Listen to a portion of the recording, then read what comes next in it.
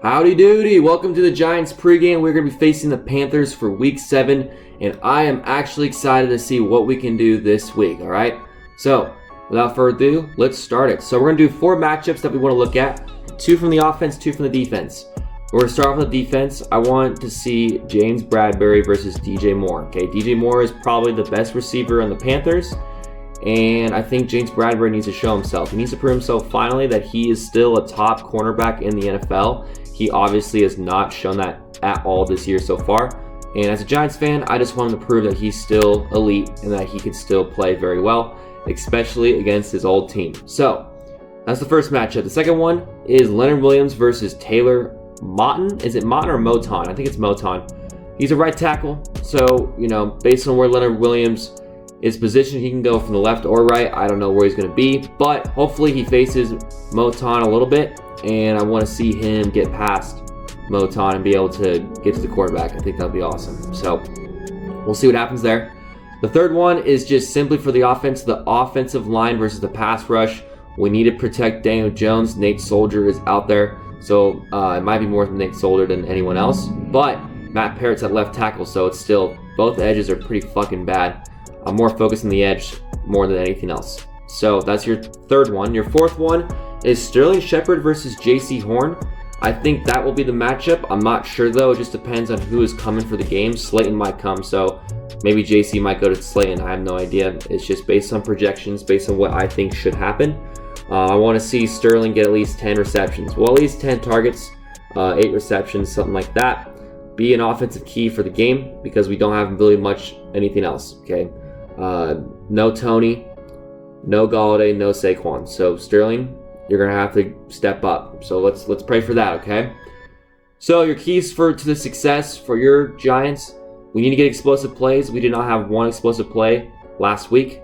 We just need to get the ball down the field, okay? 15 plus yards, at least one per quarter. Let's get it done, okay? Come on.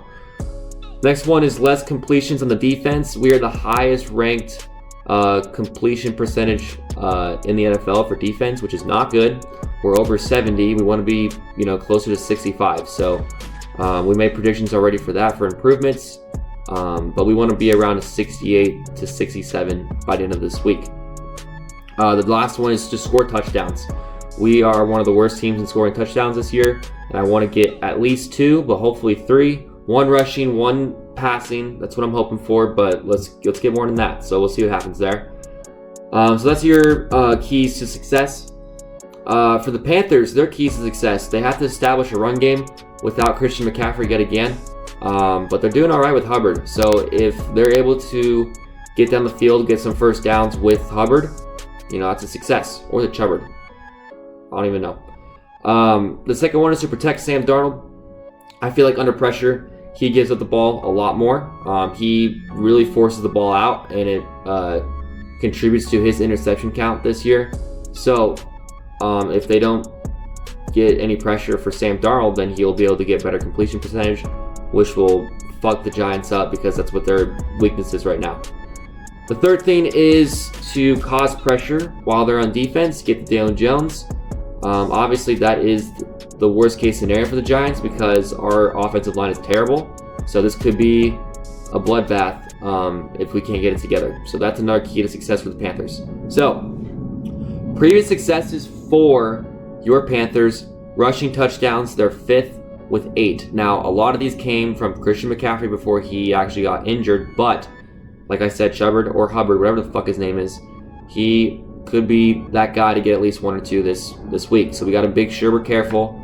Our counter is just to get guys in the box, and I want at least 1 more than what they have in the line, because what we've been doing is 1 less than what they have in the line or lined up perfectly, and that creates holes. We cannot create holes against a run team. I know they don't have McCaffrey, but they're still considered a run team, okay? The second thing successful with the Panthers is their first downs by penalties.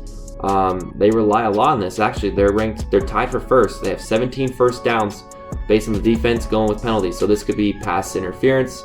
This could be, just offsides, defensive holding, anything like that. And they're really, really getting dialed with that. So our counter is that we did not allow one penalty on defense last week against the Rams, even though it was a bloodbath, even though it was bad. So that's a bright side. We'll see if we can do it again. Let's repeat it for this week. The last thing is for success from the Panthers is their first downs allowed on the defense. They are second. They've only allowed 101 total first downs. Our counter is to obviously just, get first downs. But to emphasize this a little bit more, what I want to do is on every first down, let's get 3+ yards no matter what we do. Run, passing, whatever. Every single first down, let's get at least 3+ yards. So I think that will definitely help out to be able to get the first downs and get down the field. So successes from our last week against the Rams is that we had a lot of first downs. So let's continue that, okay? And then the counter, obviously, for the Panthers is that they had they're tied for second as a team for allowing first downs. The second thing is we had 2 interceptions. They did not matter at all, but do it when it matters. Get interceptions against Sam Darnold when the game's on the line, okay? Let's do it. The third thing is penalties. We're doing very well with limiting our penalties right now, and let's just continue that. That's pretty obvious. Pretty short mention right there. So we have predictions, 3 predictions. My prediction, NFL's prediction, and then my predictions after I go over the NFL's predictions. So the first one, before I did any stats, and I kind of just saw from the air, what I want. I really think the Giants can pull this off. Okay, they can upset right now, especially without McCaffrey, for the Panthers. So I think it could be 20-17 win for the Giants, but the defense is going to have to hold up. Okay.